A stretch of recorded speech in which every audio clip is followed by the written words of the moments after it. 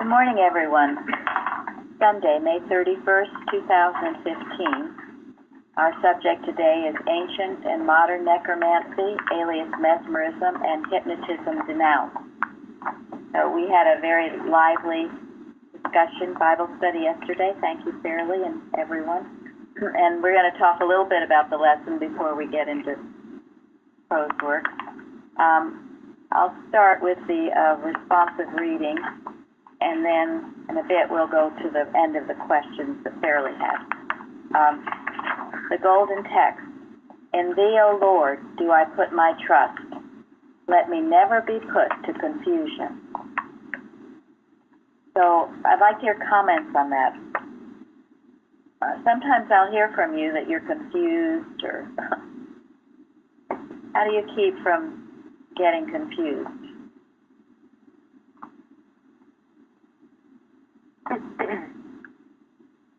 You know, the first thing that comes to my mind is dualism, double-mindedness.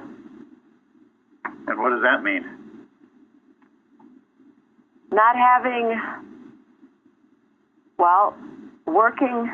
knowing one mind, one thought, one intelligence, one source, and that would be God, divine mind. Okay, that's singleism. Yeah, right? That's the answer out of it. Found something in a commentary. Man's mind is in a state of constant fluctuation, and his hope is divided by being turned in different directions or under the influence of fear, disputes with himself, obstinately refuses the divine assistance, or who frets and gives way to restless impatience. Wow, that's a great definition. That's what confusion is. And what did it say? It refuses divine assistance. So if you're feeling confused, remember that about yourself, okay? Yeah, it's a good check. What are you allowing to influence you? You're allowing something ungodlike to influence you? It'll certainly lead to confusion if you do. Yeah, we certainly saw it with Samson and Delilah.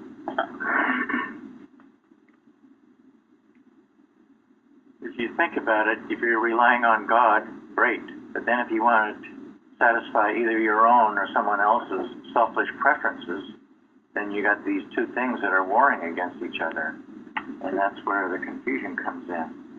When he says, what's the solution to confusion? I think it's right here in the golden text. In thee, O Lord, do I put my trust. So, for me, that's the answer. Where's my trust? Yeah, that's why it's prefaced with that. If you're confused, you're not trusting God, you're trusting all these human opinions. You've got Connie's definition was great. Got all these things going on. If you trust him, you're not going to refuse his aid. I think sometimes, too, God will give me an answer, and it's not what I really wanted to hear. So I kind of like, is that really God speaking?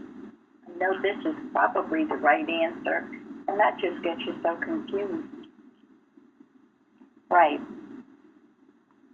Yeah, you have to be open. Go ahead. That definition that Connie gave, the part restless impatience, in Luke, Jesus said, and it's kind of all around it in the lesson this week, but he says, in your patience possess ye your souls. I love that. I've used that. It's helped. Good. Yeah, that keeps you grounded. Thank you. Anyone else? Well, we could talk about self-will. Self-will? Yeah, because often it's like you just said that you get the answer and you're still saying, well, is it really the answer? Because you want something else. And it just leads to confusion. Very good, thank you. So, if you're feeling fearful, if you're feeling confused, if you're feeling irritated, hateful, negative, those are indications you're not in the right mind. Excuse me, and you need to fight until you get in that right mind. Don't accept it as normal or natural. You don't have to be in this confused state. Anyone want to make any comments on the responsive reading?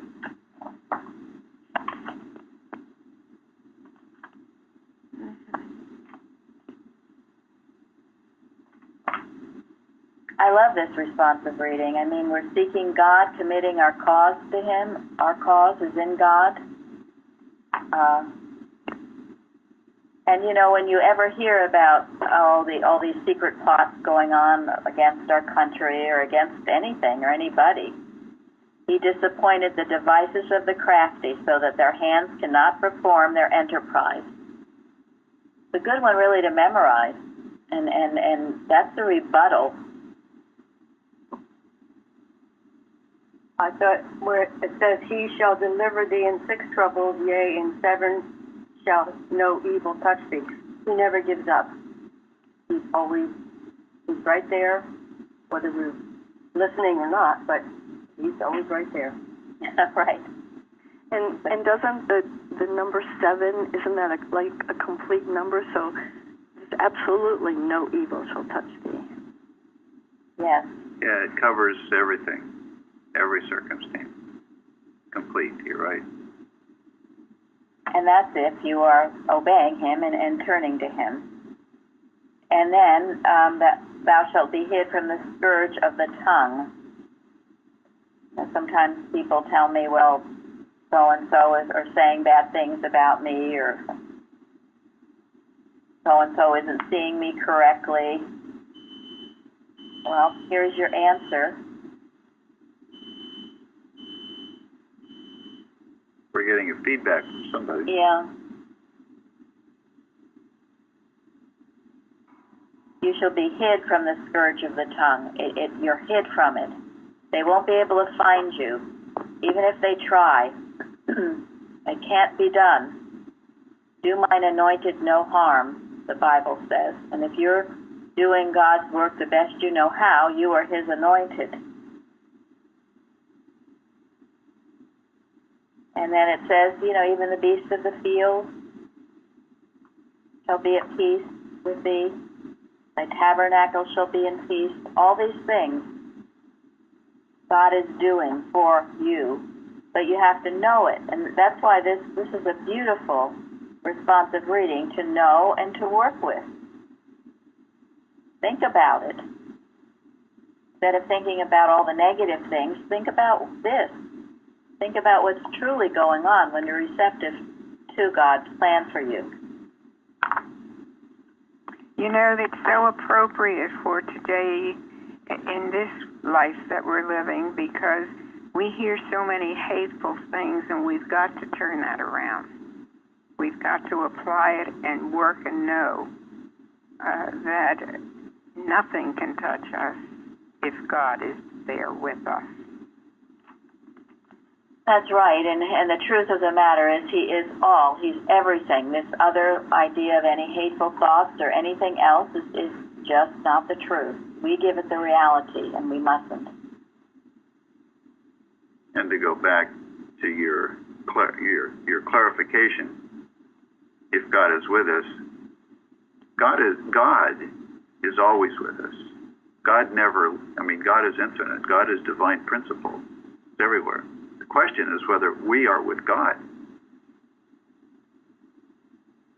But think about what this means. This means if there's anything trying to influence me that is ungodlike, this is not a benign influence. This is not a neutral kind of influence that I can tolerate. This is something that is trying to kill me. It is trying to take me away from God, create confusion, and ruin my life. I mean, there are influences all around us, aren't there? Yes. I mean, schools, in our families, in our businesses, in our, television. There are influences trying to take us away from God.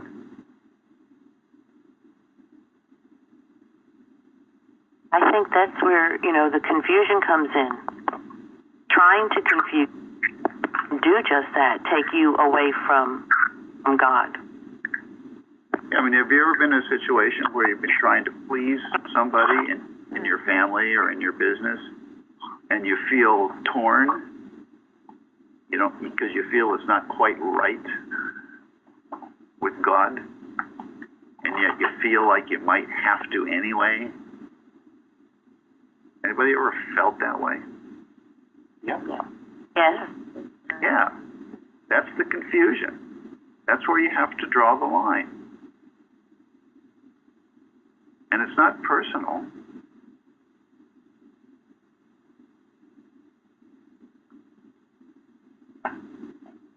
In precept 4, I'm not going to give the page number anymore because then I get all the emails saying, well, everyone has different editions. So anyway, Carpenter says, men in the stress of battle are very glad to pray to God for protection, even though they have never indicated the slightest interest in God previously. The question is, what will they do when the war is over and they return home? Will they forget that God is something more than a protection for them in battle? The safest Christian is one who most consistently relies on God in all his ways. To him it is wisdom to take God with him in whatever he does and wherever he goes. It is the human will in mortals that causes them to justify their independence of God. Mrs. Eddy wanted none of that. She used strong language when she detected self-justification, since back of it she knew to be the attitude that one could function under his own intelligence and good judgment and be safe and do his work well. So, and we know that is impossible. You can't. And this is what is vitally important to each and every one of you. And then also this. A student of science can never have accidents happen to him as mortal mind does. If he does have some untoward experience, it must be linked with something in thought that he could have corrected and so avoided the result. It is metaphysical to declare that we never have to be sick. We never have to have accidents. We never have to get into trouble. Such things only follow a mental falling away first. If we watch that such falling away does not take place, we must be immune from any of the unhappy results. You all understand that? Yes. Yes? Yes. Yes. Yes. And this is why we keep the work up. In storm or in sunshine. Turn to God for everything, all the time. And we will have a much happier, productive life. There are interesting articles in the Carousel, and one of them by Big Neil Young. He talks about it. It's right for Christian scientists to be happy, to have a joyful life. We're not supposed to be all miserable. Sometimes we have tough times that we have to work through, absolutely. But we should be joyous, should be on our faces. Who would want to practice Christian Science if it makes you miserable? In fact, he says if you're miserable, you are not practicing Christian Science. So, anyone else on any of this? We certainly discussed Samson thoroughly yesterday. Anybody want to recap anything they got from yesterday, or any questions, or shall we go on to Fairley's question? I might add one thing about Samson. Good. In Judges 16, sort of a bonus question, what did Samson do in the end? What happened in the end? Did he redeem himself to some extent? Who will answer that for us? He he stood under the pillar of this building where a lot of the enemies were, and he pulled the pillar out, and it crashed down on everyone. So he wiped out a lot of the enemy at the end. Yeah, more than he'd ever wiped out before. And it's interesting that the chapter ends after saying that he died. He said, I will die with them. He prayed to God, let me die with the Philistines. And the dead which he slew at his death were more than they which he slew in his life. And then at the very end of the chapter it says, and he judged Israel 20 years. I thought that was good, that he was given credit for that, again at the end of the story. Yes, thank you. Thank you. And also he repented very much of what he had done. Yes. Which enabled him to get his strength back. Yeah, we had kind of a lively discussion because I know originally I always thought, well, Samson was just this kind of a meathead, so to speak. But in studying him a little more, he did have redeeming qualities, and he did do some good. And in one of the commentaries, it said he was in the Hebrews, I think it's Hebrews 11, Hall of Fame. And, it's that beautiful chapter where it lists all the great workers in the Old Testament and all their exploits. And he is mentioned in there. So, implying that it certainly wasn't all bad. And Benjamin spoke up for him yesterday. So, thank you, Fairley. You're welcome. Anybody else? Yes, it's never too late. Thank you. Right. And there's very few of us without faults. Wow. Yeah, and that's a good point, too. It's never too late. It is never too late. Mrs. Eddy says that. Don't ever think it's too late. It's not too late. God didn't say it's too late. God doesn't even know about time. We live in the infinite. It's never too late. Anybody else? Shouldn't we convert that then into a more spiritual thing? I mean, instead of looking at it that he slew many Philistines, wouldn't it be better to say he slew many erroneous concepts? Because, I mean, unfortunately, he sounds kind of like a suicide bomber, and I don't think that's the answer to the world's problem. You're right. He fulfilled his mission. Well, they were the Philistines were rejoicing over having gotten rid of their enemy by having him in the prison. And they were making merry. They were having a celebration. And so they offered a great sacrifice unto their God, Dagon. So, right, and Mike is right. We could translate that into he was destroying error. Well, the reason I say that is because hopefully no, it's the absolute truth to look at it that way. Yes. Right. The reason I say that though is from personal experience, because back in the 80s I was a dairy farmer trying to improve the lot of dairy farmers, and at some of the meetings, people talked about building bombs, and bombing milk plants and stuff. The thought was there, but thankfully, not even knowing God, I guess I listened to a certain degree, because the idea of punishing somebody who was totally innocent, it could just never cross over that line. But if I didn't have that little bit of moral standard at the time, and I had crossed over the line, my life would be a heck of a lot worse than it is today. Right. Well, we certainly don't condone violence, nor did Mrs. Eddy. That only happens, we only get into wartime situations when we have not faced up to error in all the lesser degrees, and then we get forced into it in belief, in the Adam dream. So, yeah. Okay, anyone else? We'll go on to Fairley. Did you want to say something? Okay, Fairley, go ahead. Or the last question. We're going to pick up from question number 6. Number 6, by what did Jesus warn his disciples not to be deceived? Luke 21. Hello? False prophets, isn't it? False prophets.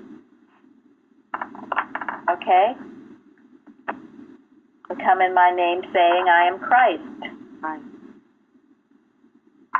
Do we have any examples of that we can see right today? I mean, is it evangelism that's saying that? Oh, I don't know. No, that's don't good. know. We should have some examples of this. Thank you, Shardy. Otherwise, it's not relevant. Well, this goes to the problem. Who spoke?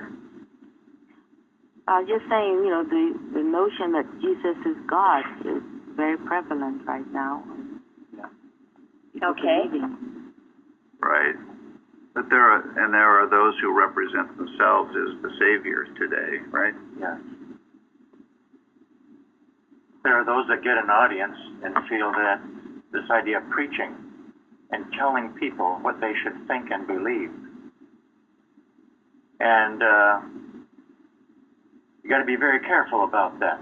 That's why we don't have preaching in our church. We read the Word of God, and everyone has their conscience to deal with, and then let God speak to them in that manner. Because after all, God is the teacher. But instead of some person going up, standing up, preaching, it's going to be ridden with faults to some degree, because it's a human activity, although well-intended. Yeah, that's why we always go back to our textbook. And certainly, bogus Christian Science is a false prophet. Yes, It promises you everything and delivers you nothing. Go ahead.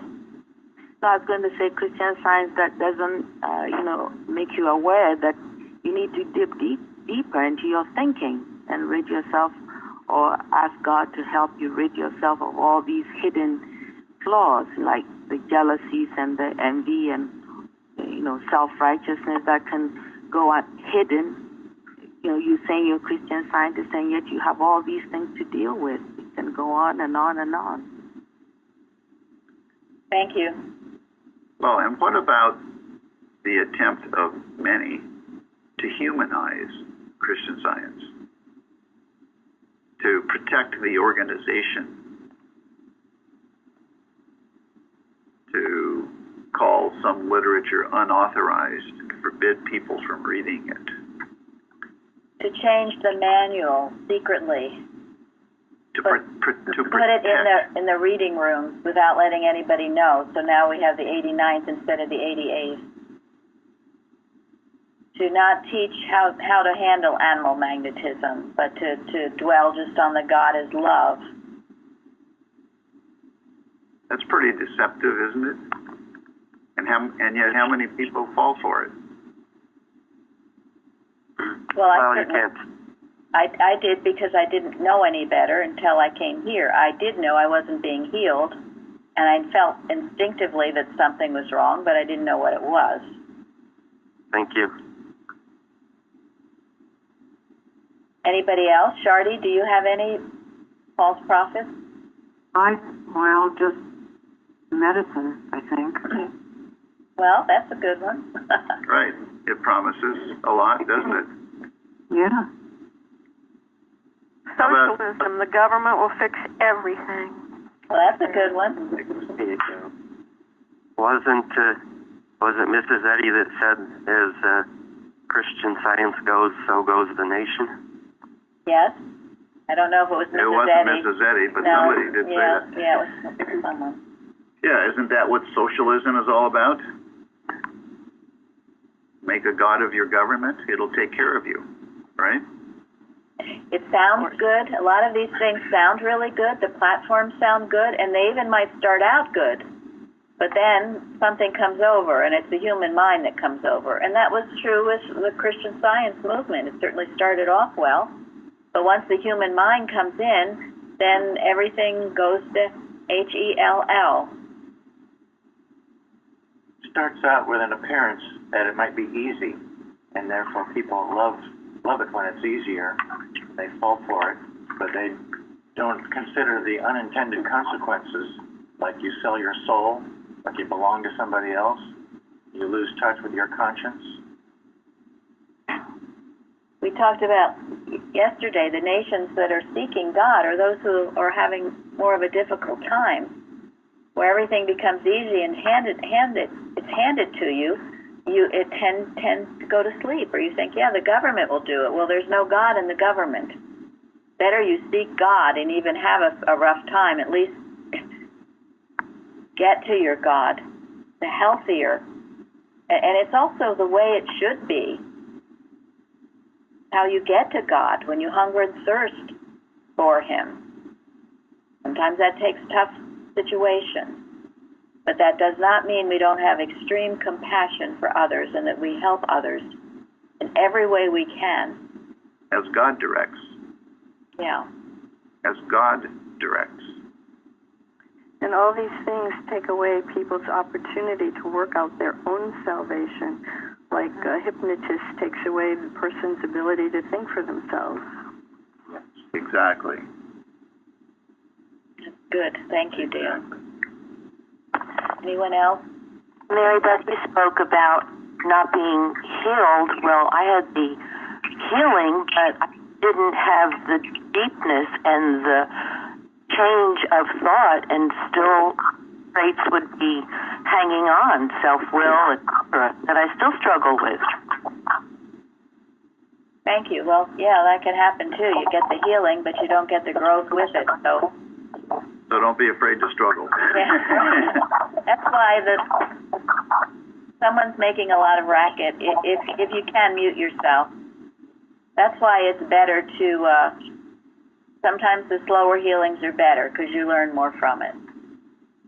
Through blood, sweat, and tears. As Florence said, many nights awake crying. I certainly had many nights awake crying too. But they force you to the Father. And you learn a joy that you never knew existed before. You drop the old for the new, the old man. Okay, the next question. Well, we're not actually finished there because Jesus warned us against some other things too, didn't he? He said, don't be afraid of wars. Be prepared for persecution. I mean, this is a complete warning. Yeah, he said that nations shall rise against nations and kingdoms against kingdoms, earthquakes, etc. Isn't that happening right now? Yes, it is. Yes, it is. And if you're afraid of them, you're likely to trust in something other than God. Because someone's going to come along and say, oh, I can fix that for you. Right. Trying to find God in something material that isn't of God. Or in another person. Or in another person, yeah. And if you're afraid of them, you've become part of the problem, not part of the solution. Is being afraid of them the same as being anxious around them? Isn't fear anxiety too? Same thing. Yes, it is. Yep. And the point of our watches and the point of watching is so that you overcome the fear of it and realize it's nothingness.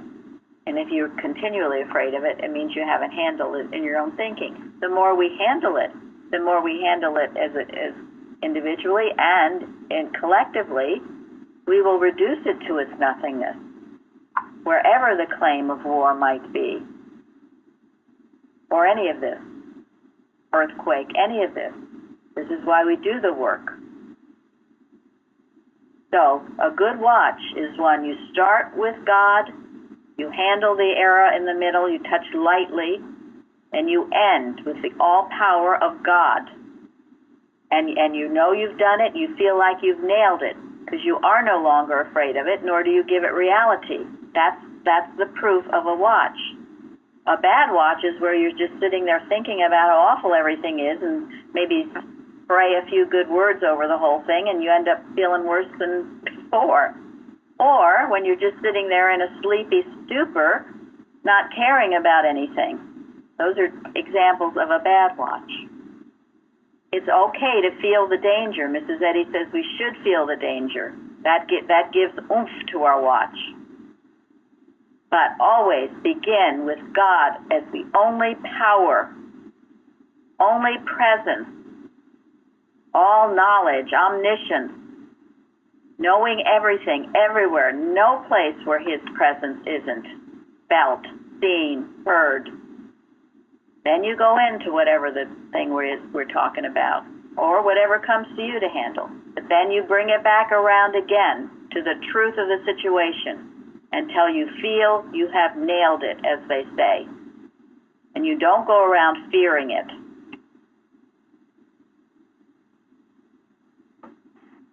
That's the power of a watch, individually and then collectively all the more so. And you know, we've been working, we did that, a lot of watches on Ebola a while ago, and now that's quieted down, settled down. And other things we handle. You handle as it comes up. We keep it nothing. And we can change the course of history. We must. It's our responsibility as a Christian scientist. And there are other very good Christians that pray and do tremendous. I know every prayer is important, but only in science do we understand the unreality of error, the unreality of matter. That's the real trump in our work. Okay? Good. Okay, we better move on. Next, Fairley. By what did Paul warn the brethren not to be deceived? Those that cause division, serve their own belly, and give fair speeches. Great. Right. And the cares of this world, yeah. Right. I'd like to say here one thing. It comes at the end of a wonderful passage that speaks so clearly to our situation, because the chapter 16 charges, Paul is saying, I commend unto you Phoebe, our sister, which is a servant of the church, which is at Cenchrea, that ye receive her in the Lord as becometh saints, and that ye assist her in whatever business she have need of you. And then he goes down a list of people. Greet Priscilla and Aquila, my helpers in Christ Jesus, who have been my life laid down their own necks, unto whom not only I give thanks. And he goes on and on and on down a whole list of people telling what they've done for the church. And at the end he says, salute one another with an holy kiss. The churches of Christ salute you. And then he says, now I beseech you, mark them which cause divisions. So he's commending this whole group of people, which I see as us, for doing the work of God, and asking them all to stay together and salute and greet and receive and talk. Thank you. And that is what unity is. Those who work together for a one just cause. They can never interfere with one another, and they can accomplish things that could not humanly be accomplished. What comes out of this church is humanly impossible. It's only God can do it. You're absolutely right. It astounds me. You're faster than lightning, as fast as God. That's just it. God working and in unity, so we don't get in each other's way. And the minute there's a need, someone steps up and helps. And that means all of you. You're there to help. To every time you testify, you help for our magazines or in articles, other ways. Luann paints beautifully and writes poetry. I can just list all of you. And I would like to say something too, because I know originally we were considered, oh, don't go with that group because we're causing division. We were accused. We were accused of causing division. Of causing division. Now let's just look at that for one moment, please.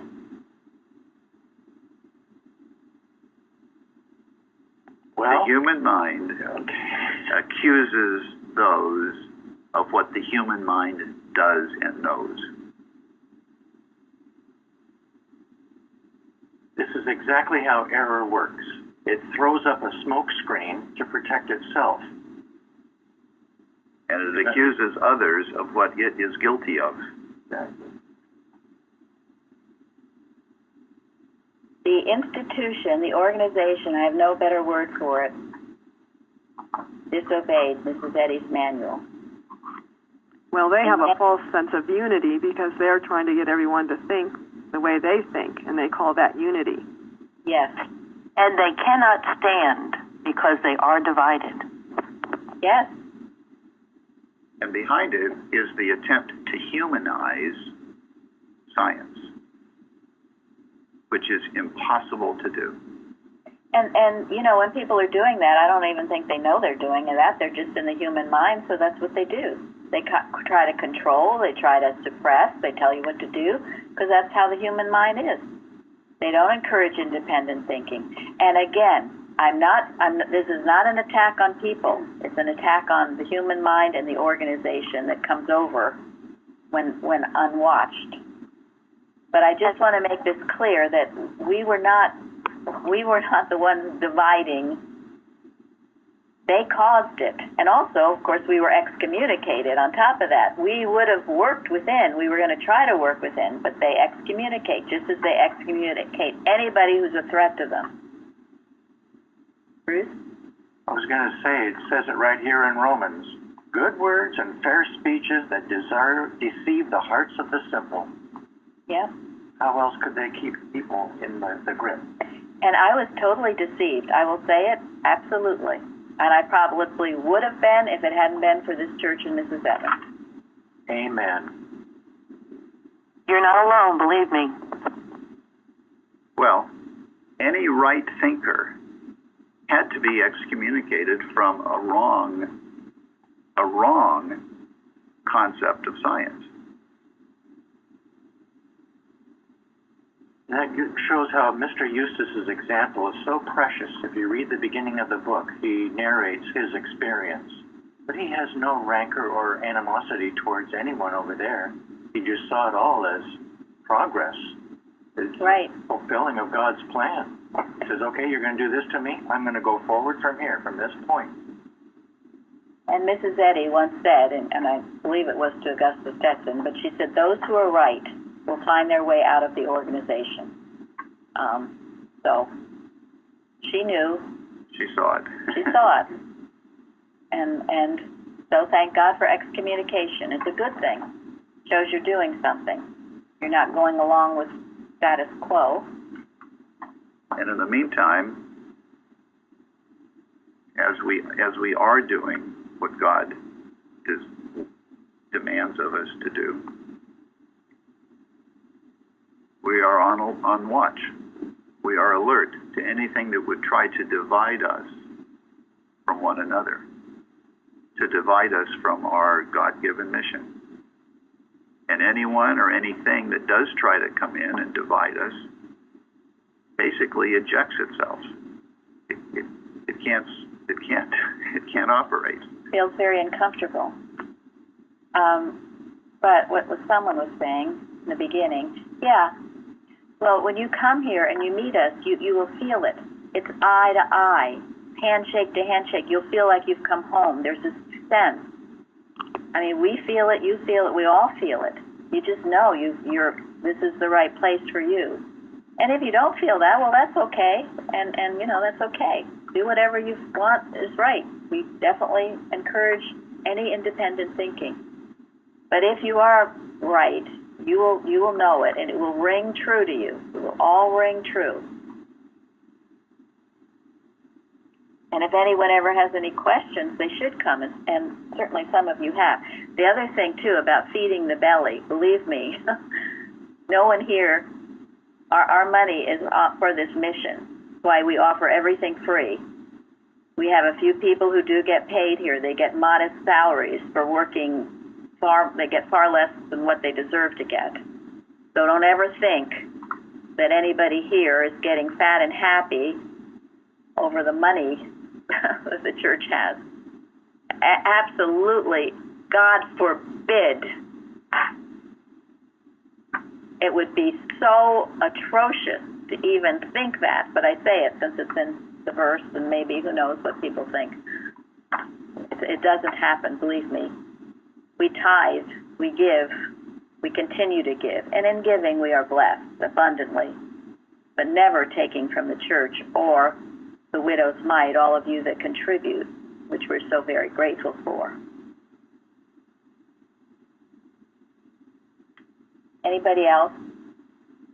I think you can serve your own belly also in a very selfish nature. I mean, I think even as, like you said, even with prayers, if you fall into apathy or get sleepy, or if you want to rule your brother. Yes. That's right. It's not just food. Thank you. Or trying to people please is serving your own belly. Yes. Exactly. That's excellent. Thank you, Linda. Exactly. Very good. All of that. Yep. Or looking for place or power. You know, if you seek some position in this church and don't get it and then get your nose out of joint, well, that's just not acceptable. And if you had any idea of what it takes to be in certain positions, you wouldn't seek them. God places you there when you're ready for them. And when you're working for this church, you're on the cross. And those of you who are working know that. Also, I appreciate our discussion yesterday about consecration, where somebody said, devoted to the higher purpose. Yes. That's the thing we're here for. I mean, everybody likes to make their own life comfortable, but that's secondary to being devoted to the higher purpose. That's why you've attracted so many people. It is not selfish one single bit. Well, and we can't help it. It is God working. And believe me, our God is not selfish. If we are Christian scientists, it's impossible to be a Christian scientist and to be selfish. It's impossible. And yet I didn't really understand that until I came here. It seemed like a great religion to make your life comfortable. Can we go to the next now? How are we doing? How can one defend oneself from being deceived? What kinds of deceivers are out there? Well, I think we've talked about the last one, but what about, I want to make sure no one here is ever deceived.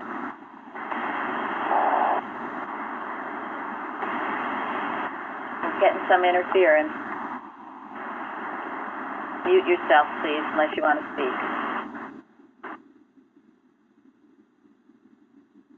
Who hasn't spoken today? Let's hear from someone.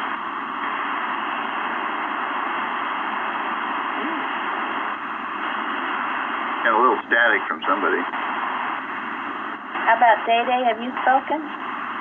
No, and I'm ready. Okay, good. I was going to say, for me, it's so helpful to start the day, of course, with God is mind, God is my mind. God is the only pure and perfect mind, and to continue to say that, because there's always things that maybe I'm thinking that now I realize are not right, and it's so helpful for me to continue to repeat that over and over just to clear my thought up so that I don't sink into being deceived or being confused by anything.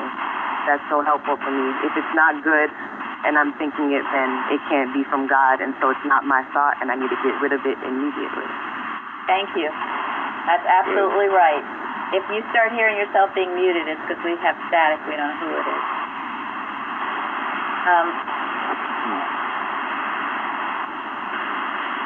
Anyway, yes, start your day out knowing that God is mine, God is my mind, God is the only pure and perfect mind. You declare that during the day so that you are out of that human mind. Anybody else?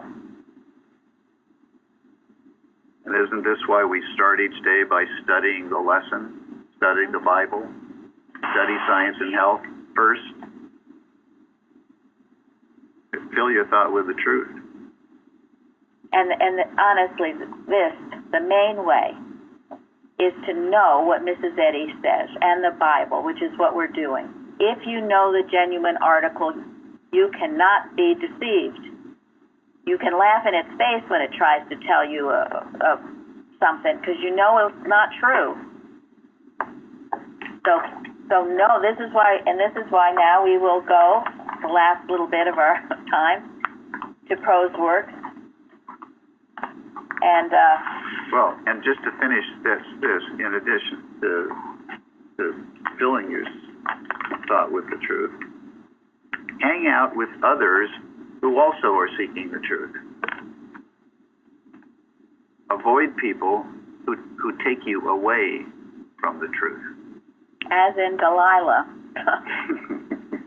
Yeah, and someone who you know will tell you when you're getting out or off or not with it, who will watch your back, who will keep you awake, not someone who will just yes and be nice to you all the time.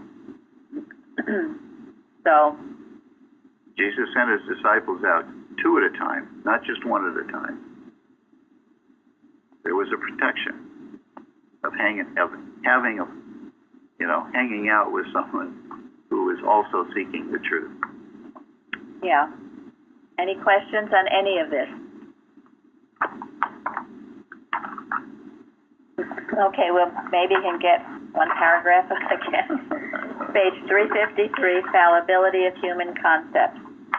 Starting with line 13, my brother. Who else hasn't spoken? How about Elizabeth?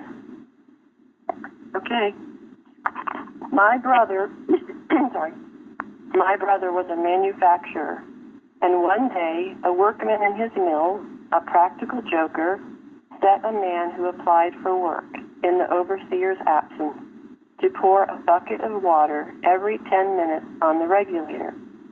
When my brother returned and saw it, he said to the jester, "You must pay that man." Some people try to tend folks as if they should steer the regulator of mankind. God makes us pay for tending the action that he adjusts. Thank you. This is such an important point because I'm telling you, we're all probably been guilty of doing this. Anybody want to give examples? Yeah, with grandchildren. Yes. With any family member, when you're trying to make it nice, yeah, or cover over a sin. About children, let alone grandchildren. Oh yeah.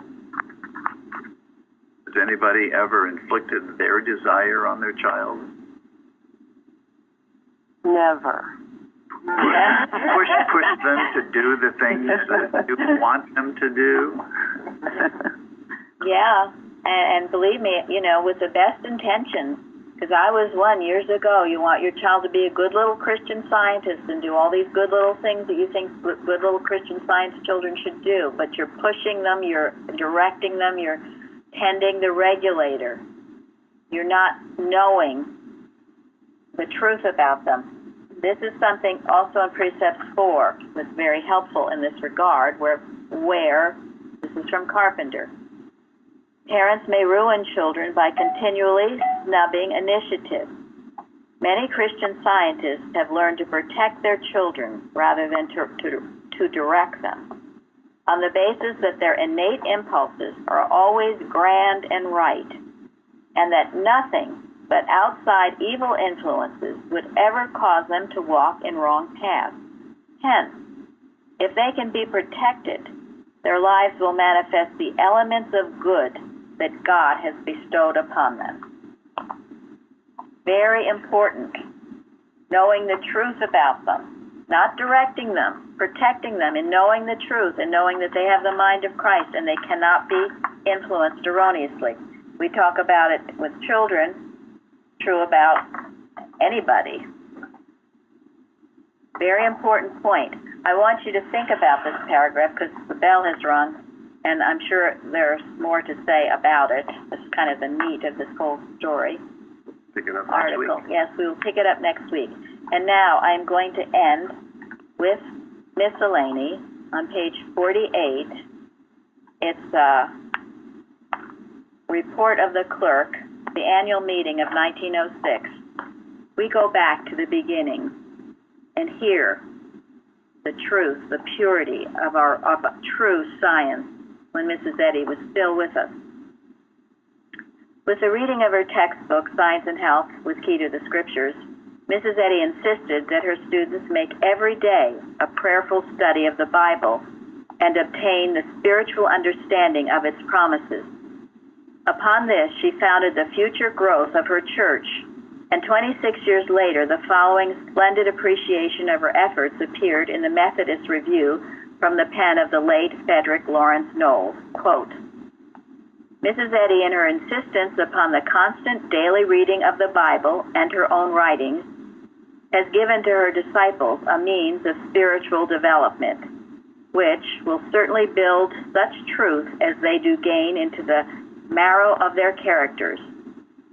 The scorn of the gross and sensual, and the subordination of merely material to spiritual values, together with the discouragement of care and worry, are all forces that make for righteousness, and they are burned indelibly upon the mind of the neophyte every day through its reading. The intellects of these people are not drugged by scandal, drowned in frivolity, or paralyzed by sentimental fiction. They feed the higher nature through the mind, and I am bound as an observer to say in all fairness, that the result is already manifest in their faces, their conversation, and their bearing, both in public and private. What wonder that when these smiling people say, "Come thou with us, and we will do thee good," the hitherto half-persuaded one is wholly drawn over as by an irresistible attraction.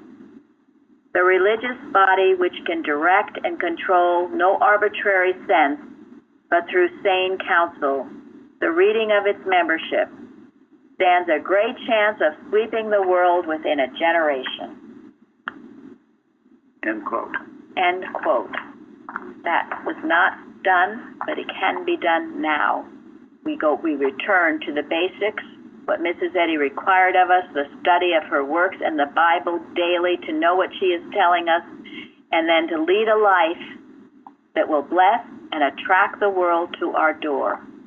Already there, because in truth, that's what we all are, God's image and likeness. So we will have a wonderful service now, going out to bless all mankind. Thank you. Thank you. Thank you.